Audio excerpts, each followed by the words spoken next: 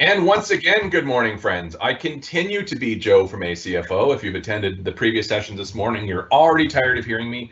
But just in case there's some new folks, I will say one more time, this is the ACFO Virtual Career Fair. You can submit your questions to our presenters via Slido at slido.com. That's SLIDO.com. And you put in the code ACFO-ACAF. I think most people are figuring this out because we're getting lots of good questions for our presenters. Our next session this morning is with our friends from the Department of National Defense. I'm going to turn it over to them. They're going to give you a brief presentation on why D&D is the place to be, and then we'll open it up for questions at the end. So over to you, Natasha. Thank you, Joe, and good morning, everyone. My name is Natasha Cater, and I am the Acting Director of Financial Community Development at the Department of National Defense. And this is Linda Usack, and I'll let her introduce herself. Yes, good morning, everyone, and good morning, Joe, and of course, Natasha. Yeah, it's Linda Usack, and I'm the Program Manager for the Financial Officer Development Program, so the FIDP, which is aligned with the Forward Program at Treasury Board. Right. Thanks, Linda. One with National Defense, of course. So Linda and I will be tag teaming throughout. We have a very short presentation, 10 slides for you, and then we look forward to your questions once we're done. Great, so let's start. National Defense, what a great department. As an aside, I have actually been working with the department since 2003. I left for 2 maternity leaves and a stint at Treasury Board for a year, but I really love it. And you'll find that there's a lot of lifers at the department. So it must say something, aside from the fact that we've been actually voted one of the top employers in the NCR. Again, for 2020, we were voted this last year as well. And really, it's a really unique department with a lot of different career opportunities, as Linda will tell you on the next slide. It's really neat because as you see the mission of the department, we are there to support the Canadian Armed Forces and to defend and support, protect Canada and Canada's interests as well as Canadians. So you may have heard of the defense policy, SSE, Strong, Secure, Engaged. So many different initiatives, programs, and funding has come out of this defense policy. So if you want to know more, I think we may have a link on our virtual career booth.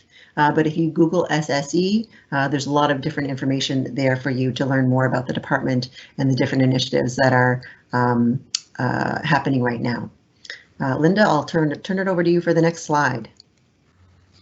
So basically, who we are. So we're basically the largest federal government across Canada, of course, and in all the government departments in Canada. As you can see, we have a large, source of people component, which is the military and civilian. So we've got 68,000 regular force members, which is in the large blue section on the graph. We've got 24,000 in the reserve part of the military, as well as the 24,000 civilians. So we have a large group of people that do many things, of course, and of course the main goal is to support the military. And we are in the works to expand the personnel to 125,000 with this, as Natasha mentioned, this SSE and defense spending dollars from 16 to 2000. Up to $32 billion. So it's a humongous budget that we have and that we have to manage, which makes it quite exciting and interesting and complex. So it's a great department, like I said, largest department and lot to manage and across the board. Next slide. So in National Defense, we have over 550 finance officers, which is across Canada, many opportunities, 40 locations across Canada, of course, and in the world, right? So many opportunities, and with that, those 70 types outside of the FI classification are jobs that are also, so that's the impact that we have, is that we have so many jobs, and it's such a large department, and so many opportunities for those that want to have a career at National Defense. Yeah, that's, yeah. And as far as National Defense, these are just some sort of trivia type things that we put together, you know, D&D and the what we call the CAF members, which the Canadian Armed Forces, they're joined together, and that makes up our whole defense team. So we work collectively together, which makes us unique. Our civilians, 25% of the population of our department is civilian employees, so that's a large portion of the department's resources. Civilians work alongside with the military, which makes it very unique, and unique dynamic that you don't see at another department. They have a lot to share with us in terms of their knowledge and their experience, which makes it even much richer in terms of learning. We also have the civilian employees that also are contributing to the security and stability at home and abroad, but by supporting the military. So that is something else that makes it unusual that you wouldn't find at another department. Yeah, next slide. So we have many opportunities in financial management that you could work in. And we've listed them all here, of course, and some of those, you know, accounting operations, working the financial statements, trial balance, all kinds of, you know, it's very diverse in terms of what accounting operations you could get involved with. You know, there's financial planning. Some of them are sort of grouped together. If you look on the Treasury Board website under the resource management, you've got costing and budgeting and internal resource management. Those are all kind of grouped together, and then they all form large part of our department. Director budget, we've got a huge department with large section, I could say, that handles all the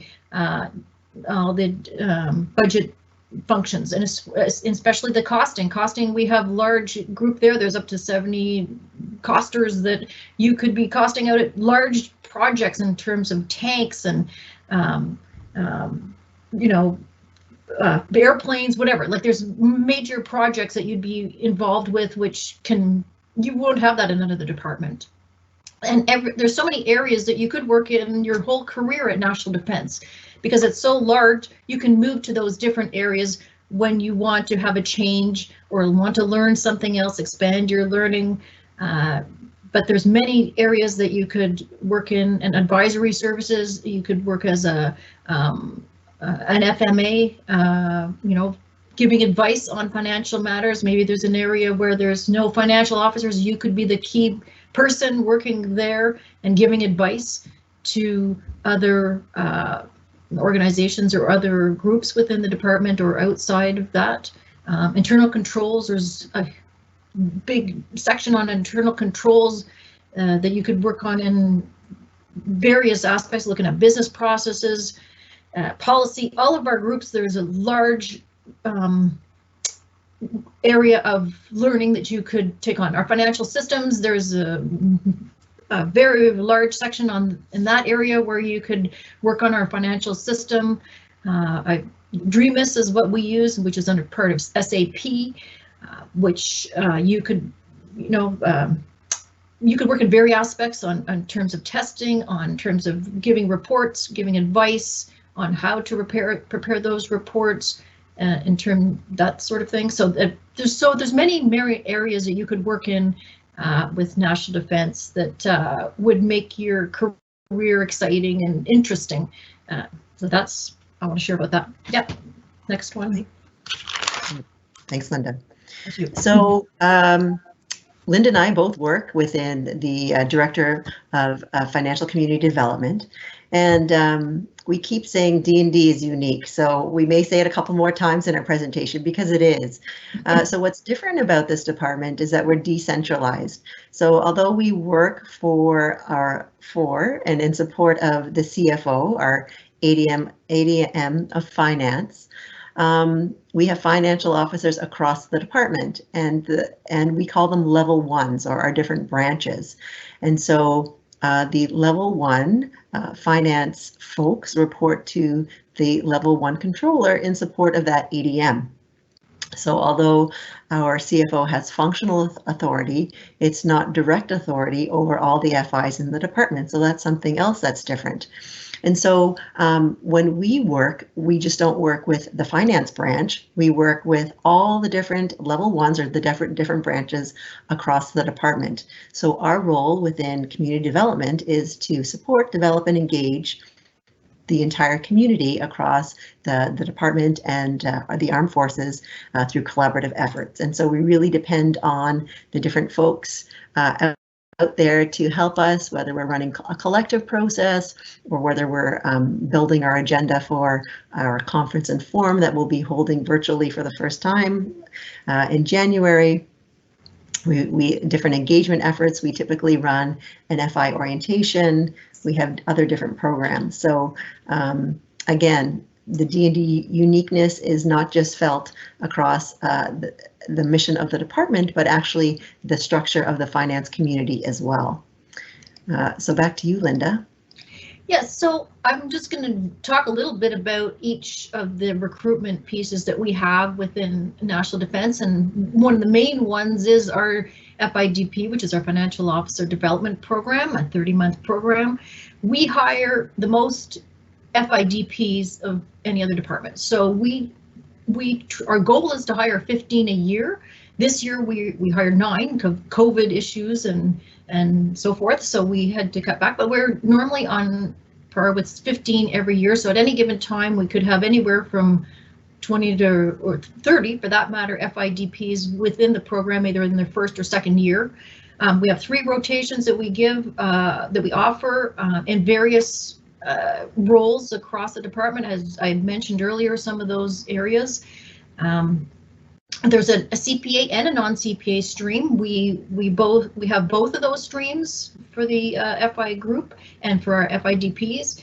That for the CPA stream, we focus on them trying to attain their CPA designation. And at 24 months, they're eligible for a promotion should they be eligible with a self-assessment. So that is one of our main recruitment initiatives, is to bring in those financial officers, which can lead to careers throughout. And we've got many senior management or senior levels that are who have gone through the program, the Ford program. We've changed the name to make it more unique to D&D with the FIDP, but again, we align our program with Treasury Board's Ford program. But there's many that have gone through, and we've had past CFOs that have been at Ford that have gone through the program, all the way through to their career. So it's a well-developed program. It has mandatory training aspect where it's very structured. You have a lot of people that you are networking with in terms of the other trainees in the program, where you could study your CPA with, or find out information of how to do an SAP transaction, or in our case, DREAMIS. You don't know how to do a transaction, someone can help you within the development program. So it's a very structured program, and it's a busy program, and we have a lot to offer for that. Secondly, we have the FSWEP program, which is the students that are in school currently and that are looking for employment. And so we bring them in for the summer, and we have lots of opportunities for them. They gain very valuable experience in the financial management area. That's where we focus on, being in the financial community. And we also are opening up them to come to work in the fall, in the winter, maybe part-time while they're going to school. So that is something that we offer. Now, something new was the FI1 collective staffing. So we are bringing in a new process starting, we hope next week we'll have the poster ready. It's external. FIDP is the main focus. We want to bring in our more staffing.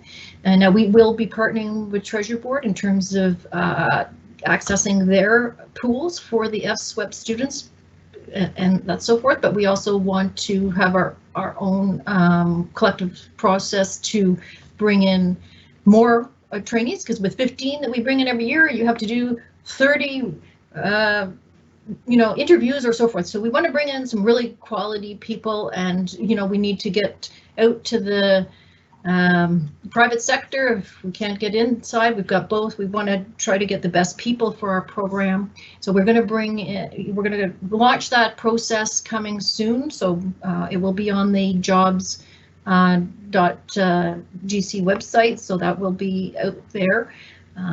Also, we have a resume bank that we maintain for candidates that are looking for a position within national defense. So we keep a list of those names and what those people's qualifications and as well as experience are, so we can try to match up the best candidates with the positions that are available. In terms of deployments, we do have a deployment poster that is on the jobs.gc website. Actually, it's internal, so it's an only internal poster, so people from the external can apply for it, but that is some other place to apply to the department. And if you're looking for a change, that is, if you go through this process, the deployment poster, it will be, your name will get on a list through HR, and we keep those lists on hand, and then we're able to forward those resumes, which we put in our resume bank, and we forward those to managers that are looking for potential candidates. So that is something else we offer. So we also do other collective staffing, not just, we're just mentioning the FI1, but we just finished closing an FI3. We're near the end of the 4. So we're trying to always meet the demand of what the financial community needs. And so these are just some of the ways that we do our recruitment at D&D, and hope you come work with us. That's right. Excellent. And I'll do a plug just before we go to the next slide for costing. There's an FI4 costing process that has just been launched for the department. If you're interested in costing, we need costers. So make a note, or you can send it. We have our own website. I know the folks in costing would be happy to hear from you if you want to come work with us. So thank you, Linda, on that. Okay, so recruitment obviously is a big part of community development, bringing in new people, giving current people promotional opportunities through different processes. Let me go back. But also, we really want to engage the community on a regular basis. So I mentioned earlier, typically we would do a financial community onboarding and orientation. That typically would happen in each September. When our military are posted during the summer and they have a new role perhaps within the finance community, that is usually a day event. We're going to look at a virtual event for next year, but again, as Linda said, because COVID, I'll just leave it at that. It didn't happen this year, but that's part of our what we offer to the community. This year, we're working on a virtual controller conference and training and development forum for the community as well. We're going to be taking all the best practices that we see, Joe, from your great spring tune-up over the next 2 days. So we're looking forward to that. But aside from that, we offer monthly learn and go sessions. So basically that's a lunch and learn that is held, one in English, one in French, during the afternoon, once a month, on a topic of interest for the financial community. And that's delivered by an expert in the field, followed up with questions, and we get great attendance, sometimes up to 200 folks across the country for our learn and goes. And then we've done, I was going to say speed dating. It's definitely not speed dating, but like a speed dating format to hire for deployment opportunities. So the team has done that in the past, and we're going to be looking at other innovative ways to connect with people outside the department as well in support of our recruitment. So aside from what Linda spoke about from a retention recruitment perspective and our engagement, we have two strong programs, talent management. So in 2019, we revamped our current talent management program. Now this is for FIs, and we usually look at an FI2, FI3, and FI4 to be talent managed across the department. So there is a committee composed of L1 controllers, usually at the director level. And in January, the call is launched. In March, we have our first meeting to look at the proposed candidates of high potentials. The committee decides on who the high potentials will be. And then in June, we meet again to either solidify or propose options for that high potentials talent development plan according to his or her needs. And then in November, we have a final meeting to wrap up to make sure that the person is developing well, that the stretch assignment is going well. Sometimes they go to a different branch or L1 within the department. Sometimes they have a different challenge or a different project within their current directorate. So it really depends. So the talent management program is something that continues on. Succession planning, well, it seems to be more of a paper exercise, but part of OCG reporting requirements, and also, and we want to replenish and make sure that we have people trained for key FI positions across the department. So we're looking at ways to fill those gaps, sometimes actually using the talent management program, some of the high potentials. If they're ready for a stretch assignment, it could be in a critical position. So that's another thing that we're doing, more of a paper exercise, but again, really trying to link it with our talent management program. And then, as Linda had mentioned, it's such a big department. There are developmental opportunities for assignments, actings as well. So it's, of course, like every department, it has, advantages and disadvantages, but it's for depth and breadth of experience. It's a wonderful department. So this is our last slide. So if you, obviously you're a financial management professional, if you are attending this morning, definitely an environment of change and growth. We're looking for folks with strong analytical and problem-solving skills. Attention to detail is a great strength, and you want to. Well, I was going to say a high-paced environment. Guess what? It's still high-paced, even working from home.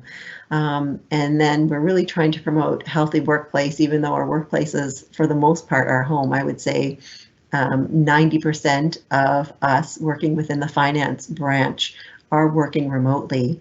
There are maybe in the NCR 100 to 200 people on a given day at our Carlin campus in Canada that would hold normally 9,000 people. So that goes to show that for the most part, people are working remotely.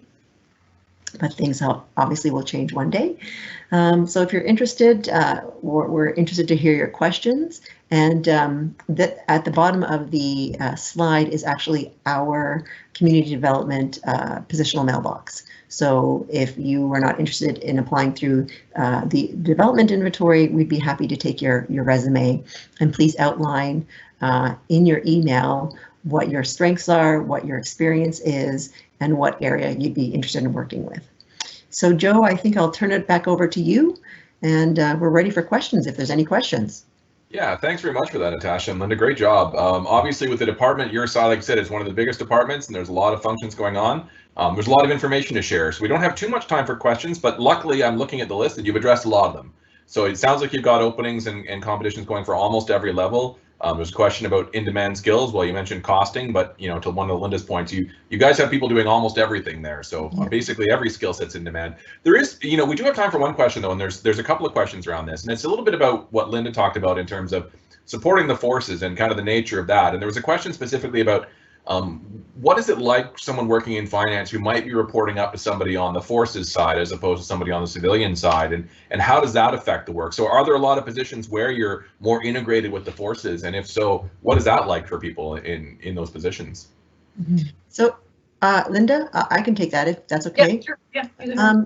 So what I would say, well, our military folks take a course called Managing Civilian Human Resources. It used to be offered in class, but now it's obviously online. So I would say, guess what? It's like reporting to anyone, really. The fact is they wear a uniform. There are definitely customs or traditions or ways of work that would be slightly different perhaps from civilian employees, but you as an FI, you're governed by your collective agreement. And they would abide by the collective agreement as would if you reported to me as your manager or Linda as your manager. So it really is, it's a person thing versus whether you're in uniform or not. I think that would be the best way to describe that. That's great. I wish we had more time because I know there's lots of interest, but obviously a department like this is going to get a lot of interest. The email address they provided on their slides is also available on the ACFO website. So it's not just for CV submissions. I know that if you've got additional questions, they'd love to hear from you there. The nice thing, again, about a department the size of D&D is they've got a team like Natasha and Linda dedicated to developing the community. So I know they'll take the time to answer any questions you have. Linda, Natasha, I wish we had a bit more time, but you did a wonderful job. You provided lots of good information. A reminder to folks, on the ACFO website, same place you found the link for this stream, you'll find a link to their email, you'll find a CV template if you need one. And to Natasha's point, make sure that you fill in why you're contacting them, let them know what is interesting to you, what sort of roles you're looking to fill, and what it was about this presentation that caught your eye. Natasha, Linda, thank you very much for your time. Thanks very much for participating this morning. For folks sticking around, the next session, I believe, is with PSPC, and that one kicks off in about 3 minutes. So we'll see you over there. Once again, to our friends at D&D, thanks very much and have a great day. Thanks, Joe. Bye, everyone. Bye. Bye, everyone.